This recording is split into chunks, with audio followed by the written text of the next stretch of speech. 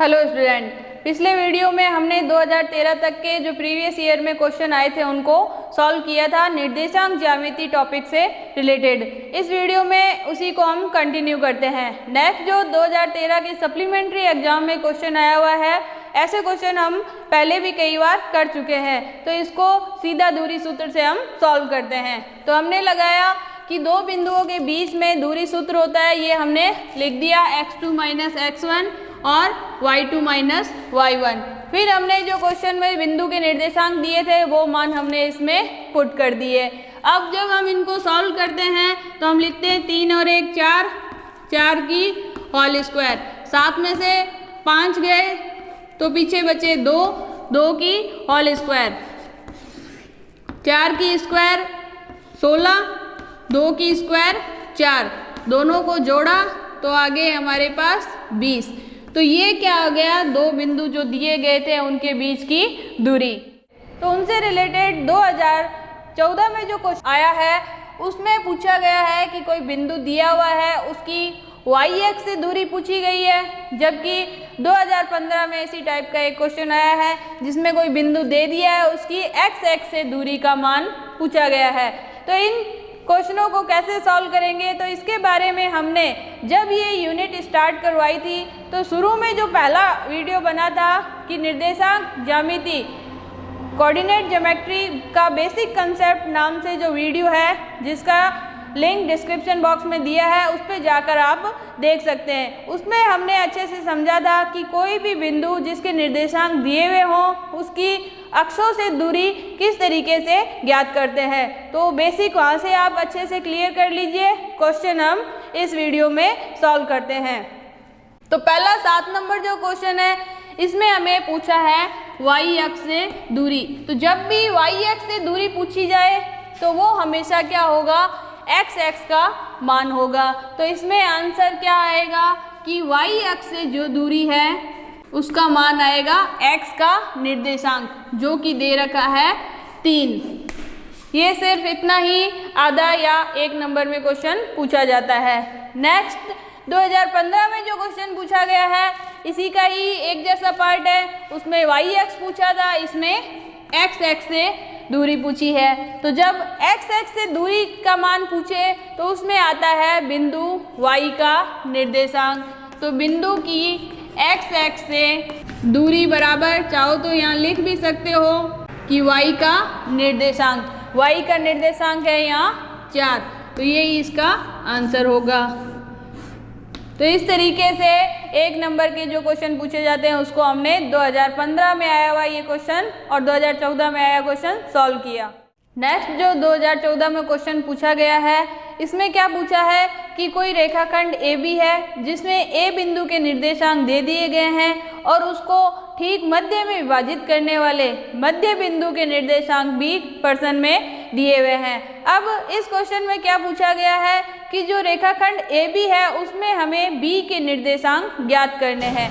इससे पहले हमने 2013 में एक क्वेश्चन सॉल्व किया था जिसका हमें क्या ज्ञात करना था कि मध्य बिंदु के निर्देशांक ज्ञात करने थे। 2013 के प्रश्न में हमने मध्य बिंदु के निर्देशांक ज्ञात किए थे, जबकि इस प्रश्न में क्या दिया हुआ है कि मध्य बिंदु के तो निर्देशांक दिए हुए हैं और साथ में ही जो रेखाखंड AB है उसके A बिंदु के निर्देशांक दिए हुए हैं।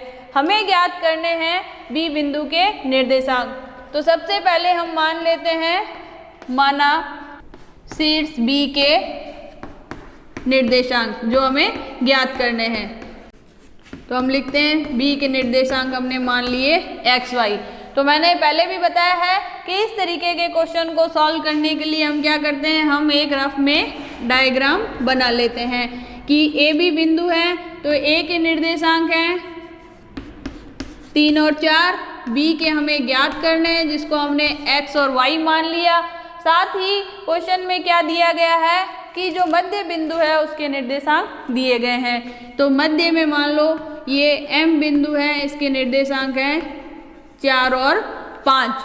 तो अब B बिंदु के कैसे निर्देशांक ज्ञात करेंगे, तो इसको भी हम पिछले क्वेश्चन की तरह ही सॉल्व करेंगे, जिसमें हमने क्या कहा था कि मध्य बिंदु के निर्देशांक लिखते मध्य बिंदु के निर्देशांक। m के निर्देशांक हैं 4 और 5। इसमें पहला पद लेते हैं x का मान।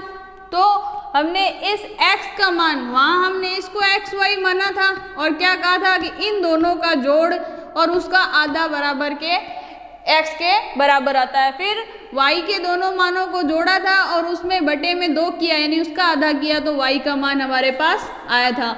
वही हम यहाँ लिखते हैं कि x का मान यहाँ है m में 4, तो x a का निर्देशांक है 3 और b का निर्देशांक है x बटे में 2। इसके बटे में कुछ नहीं है तो 1। अब हम क्या करवा देंगे, यहाँ वज्र गुणा करके पक्षांतरण करेंगे तो बराबर में तो है हमारे पास x प्लस 3 बराबर 4 की गुणा हो रही है 2 से, क्योंकि इस पूरे की गुणा हुई थी 1 से और 4 की गुणा हो रही है 2 से, तो 4 दूनी 8। तो x का मान हम निकालें, x प्लस में क्या है 3, ये 3 बराबर के उस साइड जाएगा तो माइनस का 3, शेष इधर क्या बचा x, 8 माइनस 3, तो x का मान आया बराबर में 5। ये आ गया हमारे पास इस x का मान। अब हम क्या करें कि y का मान हमें निकालना है, तो इसके बराबर की साइड आते हैं मध्य बिंदु के निर्देशांक। मध्य बिंदु में y का मान है 5, तो 5 हमने लिख दिया मध्य बिंदु के निर्देशांक। ये x के निर्देशांक और ये y के निर्देशांक।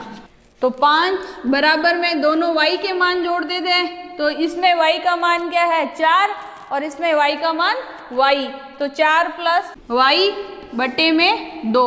अब इसके बटे में कुछ नहीं है तो 1 है, तो इनकी भी क्या हो जाएगी, वज्र गुणा हो जाएगी, कि इस पूरे ब्रैकेट की तो गुणा होगी 1 से, इसकी 1 से गुणा कराएंगे तो आता है हमारे पास y प्लस 4 और 5 की गुणा 2 से हुई तो बराबर में आए 10। फिर हम क्या लिखते हैं, 4 इधर प्लस का है, बराबर के उस साइड जाएगा तो माइनस का, तो y बराबर 10 माइनस 4, 10 में से 4 गए तो y का मान आ गया 6। तो इस तरीके से हमने जो x और y बिंदु माना था, b बिंदु के निर्देशांक, इसके मान आ गए 4 और 6।